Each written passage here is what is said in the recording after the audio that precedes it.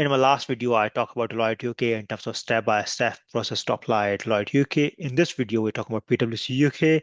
And of course, in the coming videos, we'll be talking about KPMG, EY, and other companies and firms as well. To apply at PwC UK, just go on the Google, write PwC UK careers, and you'll find all these links. I'll just go directly here, but you can go here and then find the way. But for simplicity, just click search all jobs. This web page, just go down and you'll find a link down there. Click here.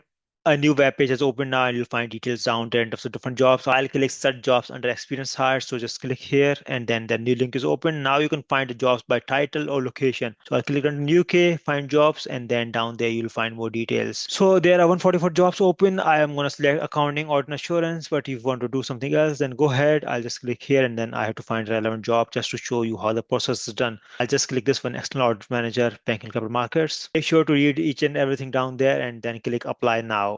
In the whole job application process, there are a number of steps: my information, experience, application questions, additional questions, voluntary disclosures, and all the details. And then in the end, you just go review and submit your application. To start, you need to upload either your CV or you have to apply with LinkedIn. LinkedIn is much easier if you have all the profiles set up already in LinkedIn. But for me, I'm going to select upload resume here. My CV has been successfully uploaded.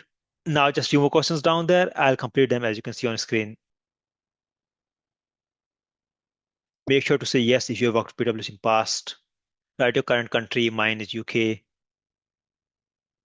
All these details are already picked from my CV actually. Address should be where you are currently based.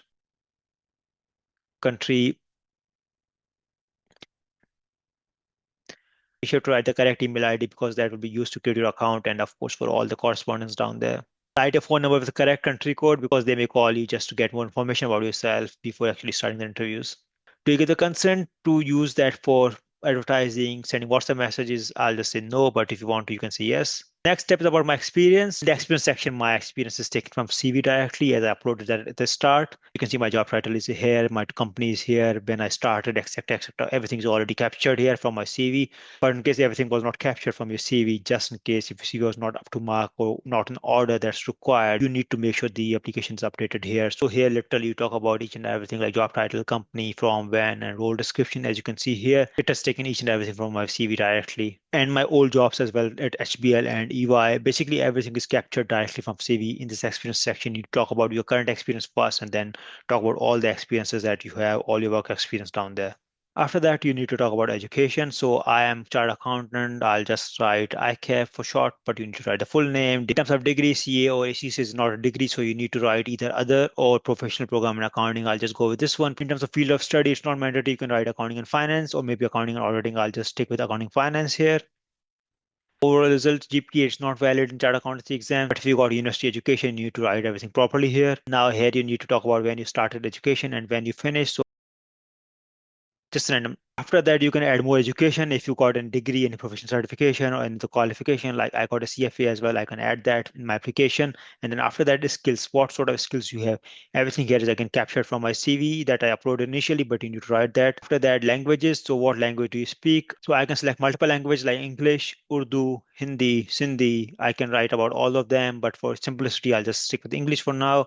And then this is not my native language, but I am advanced in that. You can and you should add multiple languages if you know any other language like French, like Spanish, or any other language at all. That may sometimes help because you will have a bilingual language abilities. After that, you can add your social networks. It's not mandatory, but you can definitely add. I'll just click next. Section and next section are a bit important in terms of questions. So please indicate your right to work and visa status by selecting the relevant statement. Somebody who's outside the UK and do not have the permission to work in UK, you need to select I do not currently have valid immigration in the UK. That's why sponsorship will be provided. Indicate your current salary. Now you have to select your equivalent GBP. For in our local countries, the salaries are quite low. So funnily, when I first applied for the job in UK, I had to convert and that amount was very, very low. So I just select the lowest range. Next one is salary expectations. So typically, if you're applying in London, the salary for manager is above 60,000 generally. So I'm going to select 60 to 70 for manager. Current notice period, it's usually 1 to 3 months. I'm going to write 1 month. Are you chartered accountant or equivalent or otherwise technically qualified? Yes. Do you have recent external audit experience? Yes. Have you been involved with any of them? If yes, just select. If not, just say none. If you need any adjustment in the recruitment process, this is really important. If you need any sort of support, do write that because they'll be able to help with that. But if I don't, so I'll just say no. After that, you confirm here and then go next. In terms of additional questions, let's see what's down there. So please select the appropriate option of your age group. So it's 30-34 for me. If your parents are in university, yes. Which type of school you attended? So it's school outside the UK. If you finished school after 98, were you eligible for free school meals? It's relevant to UK but for me, I was outside the UK, so overseas. Have you ever previously participated in any of the following types of work experience? So you talk about your prior work experience. So let's see the options: paid placements, unpaid placement, voluntary experience, work experience in similar industry, work experience program at PwC, other types. So I have work experience similar role or industry for applying because I am an external auditor already. And click next. Now the time about some voluntary disclosures if you want to, of course. These are basically about your ethnicity, or your gender, or your race. Just continue. Do you agree the terms and conditions? Yes. If you don't select, then you can't apply the job, of course. Click next. The last step, just review all the information you have already filled. If you want to edit, you can edit here by clicking edit button. The end, just click submit. I'm definitely not doing it. I'm already senior manager at Deloitte. Why would I apply for external audit manager at PwC? But this is the process. Hopefully this helps. Thank you so much for watching.